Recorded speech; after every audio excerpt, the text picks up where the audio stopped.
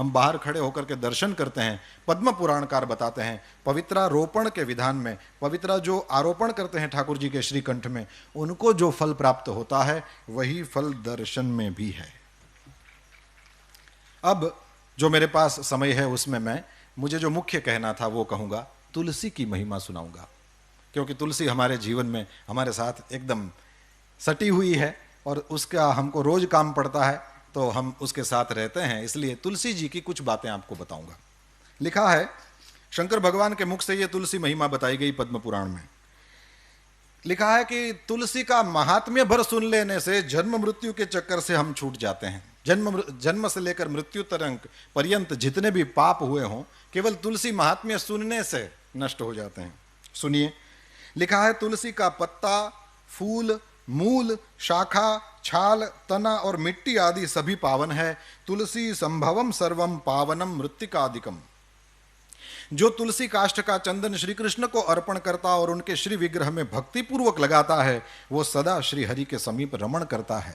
यही हरिचंदन है। तुलसी का काष्ठ भी चंदन काष्ठ की तरह घिसा जा सकता है। यही सर्वांगे हरिचंदनम है, इसी को हरिचंदन। तुलसी का काष्ठ इसमें घिस दो, हो गया हरिचंदन, या तुलसी का पत्ता उसमें घिस दिया, हो गया हरिचंदन। ये ठाकुर जी को धराया जाए। जो तुलसी काष्ठ की आग से, तुलसी की जो सूखी लकड़ियां हैं उसको ऐसे ही कचरा समझकर फेंक न दें, इसका भी उपयोग है। लिखा है, जो तुलसी काष्ठ की आग से भगवान के लिए दीप जलाए, तो कान खोलकर सुनिए, उसको 10 करोड़ दीप दान का फल मिलता है। जो ब्राह्मण तुलसी काष्ठ की अग्नि में हवन करते हैं, उन्हें एक एक सिक्त अर्थात भात के दाने में अथवा एक एक तिल में अग्निष्टोम यज्ञ का फल मिलता है, जिस यज्ञ के कुंड में तुलसी का एक छोटा सा काष्ठ डाल दिया जाए। फिर लिखा है, तुलसी की लकड़ी की आंच से तैयार किए हुए नैवेद्य का थोड़ा सा भी अन्न भगवान केशव को अर्पण किया जाए तो वो मेरु के समान अन्नदान का फल देने वाला होता है। जो भगवान को तुलसी काष्ठ का धूप देता है, भगवान ने એટલે આપણે અગરબત્તી સળગાવી એમ સળગાવીને મૂકી દેવાય ને, મેં ટ્રાય કરી લીધી બોલવું હતું એટલે, પણ બુઝાઈ જાય, એટલે આપણે ઘી કે કંઈક લગાડીને કદાચ કરીએ તો રહેશે। લખ્યું છે कि जो भगवान को तुलसी काष्ठ का धूप देता है वह उसके फल स्वरूप 100 यज्ञानुष्ठान और 100 गौदान का फल प्राप्त करता है। केवल तुलसी काष्ठ का धूप, ये कचरा समझकर न फेंकें। आगे, जो मनुष्य अपने अंग में तुलसी की कीचड़ लगाकर श्री विष्णु का पूजन करता है, उसे एक ही दिन में 100 दिनों के पूजन का फल प्राप्त होता है। ये सब कुछ गीता प्रेस से प्रकाशित पद्म पुराण में आप दर्शन कर सकते हैं। लिखा है, तुलसी की जड़ की मिट्टी से स्नान करने से तीर्थ स्नान का फल मिलता है। जो तुलसी की नई मंजरी से भगवान की पूजा करता है, वो जब तक सूर्य चंद्र है तब तक वो पुण्य भोगता है। तुलसी द्वारा पूजित होकर भगवान श्री हरि भयंकर उत्पातों, रोगों तथा अनेक दुर्निमित्तों का भी नाश कर डालते हैं। फिर लिखा है, प्रतिदिन तुलसी दल से पूजा करेगा कोई व्यक्ति भगवान की तो वह धनवान होता है। तुलसी की मूर्ति संपूर्ण सिद्धियों को प्रदान करने वाली है। फिर लिखा है, पार्वण श्राद्ध के अवसर पर श्रावण मास में तथा संक्रांति के दिन तुलसी का पौधा लगाना ये अत्यंत पुण्यदायी है। तुलसी की जड़ में ब्रह्मा जी रहते हैं, मध्य भाग में भगवान जनार्दन रहते हैं और मंजरी में रुद्रदेव का निवास है, इसलिए शायद मंजरी रुद्रदेव को चढ़ती है। जिस घर, गांव या वन में तुलसी का वृक्ष हो, वहां जगदीश्वर श्री विष्णु प्रसन्न चित्त होकर निवास करते हैं। उस घर में दरिद्रता नहीं होती, वहां दुख भय रोग नहीं ठहरते।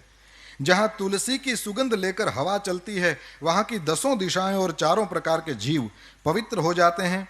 जिस घर में तुलसी के मूल की मिट्टी हो, वहां संपूर्ण देवता तथा कल्याणमयी भगवान श्री हरि सर्वदा स्थित रहते हैं।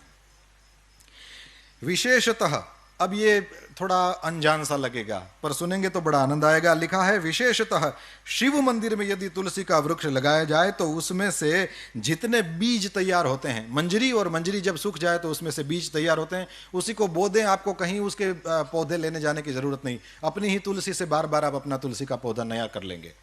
तो मंजरियों को संभालना चाहिए, उससे वहीं फिर हमको, ये विदेशों में रहने वाले जब तुलसी संभालना चाहें तो उनके लिए बहुत अच्छा ये मंजरी वाला उपाय है। तो लिखा है कि शिव मंदिर में यदि तुलसी का वृक्ष लगाया जाए तो उसमें से जितने बीज तैयार होते हैं, फिर कान खोल के सुने, उतने ही युगों तक मनुष्य स्वर्गलोक में निवास करता है। भगवान के समीप पृथ्वी तल पर तुलसी लगाने से सदा वैकुंठ की प्राप्ति। तुलसी सर्वत्र पवित्र है और पुण्य तीर्थों में वो अधिक पावन मानी गई है। और फिर लिखा है कि तुलसी वृक्ष के बगीचे का दर्शन और स्पर्श कर लेने मात्र से भी ब्रह्म हत्या आदि पाप नष्ट हो जाते हैं। जिनका मृत शरीर, अब थोड़ी और्ध्वदेहिक बातें भी कर लें और फिर मैं पूरा करूंगा। लिखा है जिनका मृत शरीर तुलसी काष्ठ की आग से जलाया जाता है वे विष्णु लोक में जाते हैं। ये जब से मैंने पढ़ा है, मैं जहां भी पहुंचता हूं, किसी की अर्थी वगैरह को देखता हूं, अपने घर से तुलसी काष्ठ ले जाता हूं या वहां कहीं खोज करके उसमें डाल देता हूं। इसमें सबसे पहली मेरी दादी माँ थी। मैंने जब पढ़ा तो उसके बाद सबसे पहली जो भगवान के धाम में गई वो मेरी दादी थी, और मैंने उसी इस वचन को याद करके तुलसी काष्ठ कर दिया। मैंने कहा तो वैसे ही जाएगी हवेली में जिंदगी भर ठाकुर जी की सेवा करने वाली, क्यों वैकुंठ में नहीं जाएगी? वो तो यहाँ थी तब भी वैकुंठ में थी। तो ये करने जैसा है, ये हम कर सकते हैं, इसलिए मैं कह रहा हूं। जिनका मृत शरीर तुलसी काष्ठ की आग से जलाया जाता है वे विष्णु लोक में जाते हैं। मृत व्यक्ति यदि व्यभिचार आदि किसी भी पाप से ग्रस्त हो, तुलसी काष्ठ की अग्नि से देह का संस्कार होगा तो वो शुद्ध हो जाएगा। लिखा है जिसकी मृत्यु के समय श्री हरि का कीर्तन, स्मरण और तुलसी की लकड़ी से जिस शरीर का दाह किया जाए उसका पुनर्जन्म नहीं होता। आपको लगेगा कि इतने सारे तुलसी काष्ठ कहां से लाएं, क्योंकि मनुष्य शरीर के लिए तो ज्यादा चाहिए। तो यहां लिख दिया है यदि दाह संस्कार के समय अन्य लकड़ियों के भीतर एक भी तुलसी काष्ठ हो तो करोड़ों पापों से युक्त होने पर भी मनुष्य की मुक्ति हो जाती है। तुलसी काष्ठ से मिश्रित होने पर सभी काष्ठ पवित्र हो जाते हैं। वैसे श्मशान में यदि कभी जाना हो तो लिखा है कि श्मशान का वो जो मृतक अग्नि है, चिता जब जलाई जाए तो मृतक जो अग्नि है उसमें से जो धुआं उठता है, वो धुआं यदि स्पर्श कर जाए तो लिखा है कि जन्म भर किया हुआ पुण्य खत्म हो जाता है। अब यहां और कुछ लिखा है, यदि तुलसी का स्पर्श करा दिया जाए तो क्या होगा? लिखा है जिस अग्निशाला या श्मशान में घी के साथ तुलसी काष्ठ की अग्नि प्रज्वलित होती है वहां जाने से मनुष्यों का पातक भस्म हो जाता है। उसमें पुण्य भस्म हो जाने की बात है, यहां पाप भस्म हो जाने की बात आई। तुलसी काष्ठ की अग्नि से मृत मनुष्य का दाह होता देख क्या होता है? बोले विष्णुदूत ही आकर उसको वैकुंठ में ले जाते हैं। वो करोड़ों जन्मों के पापों से मुक्त होकर भगवान विष्णु को प्राप्त करता है। जो मनुष्य तुलसी काष्ठ की अग्नि में जलाए जाते हैं उन्हें विमान पर बैठकर वैकुंठ में जाते देखकर देवता उनके ऊपर पुष्पांजलि चढ़ाते हैं। ऐसे जीव को देखकर भगवान विष्णु और शिव संतुष्ट होते हैं, और लिखा है श्री जनार्दन सामने जाकर हाथ पकड़कर अपने अक्षरधाम में ले जाते हैं। और फिर पिंडदान की बात, पिंडदान में लिखा है कि तुलसी दल को मिलाकर पिंडदान करने से 100 वर्ष तक पितर तृप्त रहते हैं। यह तो किया ही जाता है। तुलसी वन की छाया में पितरों को तर्पण करना चाहिए। वहां किया हुआ पिंडदान लिखा है पितरों के लिए अक्षय होता है। और 260वां अध्याय, इसमें समुद्र मंथन की कथा है, और समुद्र मंथन की कथा में नई बात लिखा है महालक्ष्मी जी प्रकट हुई, फिर चंद्रमा प्रकट हुए, और पद्म पुराण का वचन है कि चंद्रमा प्रकट हुए जो हम सबके मामा हैं। पद्म पुराण में लिखा है कि चंद्रमा हम सबके मामा हैं। ये केवल हमारी दादियों से सुना हुआ नहीं है, पुराण भी इसके साक्षी देता है कि चंद्रमा सबके मामा हैं। अब मैया है महालक्ष्मी जी, श्री जी, और मामा हो गए ना। और फिर लिखा है कि इनके बाद समुद्र मंथन से भगवान श्री हरि की पत्नी तुलसी जी प्रकट हुई, जो परम पवित्र है और संपूर्ण विश्व को पावन बनाने वाली है। जगन माता तुलसी का प्रादुर्भाव श्री हरि की पूजा के लिए ही हुआ है। और सच में कभी भी श्री हरि का दर्शन करिए, मंगला के बाद जब ऋषि कुमार ठाकुर जी को सजा देते हैं पुष्पों की मालाओं से, तो उनके चरणों का फिर दर्शन नहीं होता। वो इसलिए नहीं कि नहीं कराना चाहते, लेकिन इसलिए कि उसमें तुलसी से वो दोनों चरण आच्छादित रहते हैं। अंत में श्री राजेंद्र दास जी महाराज के द्वारा सुनी हुई एक बात कह करके पूरा करूंगा। उन्होंने कहा कि तुलसी जी क्यों इतनी ज़्यादा चढ़ाई जाती हैं?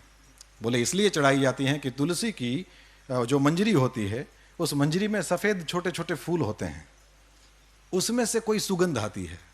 मैंने तो कोशिश करी, लेकिन मेरी इस प्राकृत नासिका को उसमें से कोई गंध नहीं मैं प्राप्त कर सका। उतना पता नहीं, मेरा पुण्य नहीं होगा।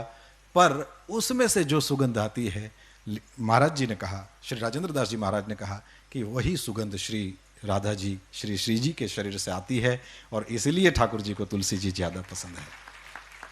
हम सब ऋषि कुमारों को यहाँ पुराण प्रवचन के लिए अवसर दिया गया। इसके लिए अवसर के प्रदाता करुणा निधान पूज्य भाई श्री के चरणों में हम सब ऋषि कुमारों की ओर से बार बार दंडवत प्रणाम करता हूँ। आप सब ने बड़े प्रेम से सुना, इसलिए हम सब ऋषि कुमार आपके आभारी हैं। कृतज्ञता पूर्वक पुनः पुनः पूज्य भाई श्री के चरणों में प्रणाम। पूज्य